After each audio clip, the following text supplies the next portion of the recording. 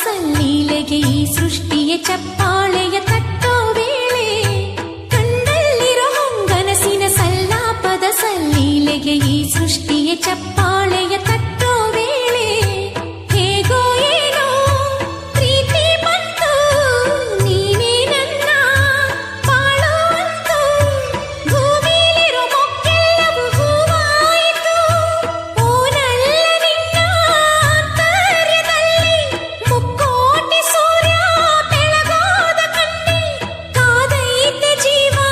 ಬಾರಯ್ಯ ಮಾವ ಸಂಗಾತಿ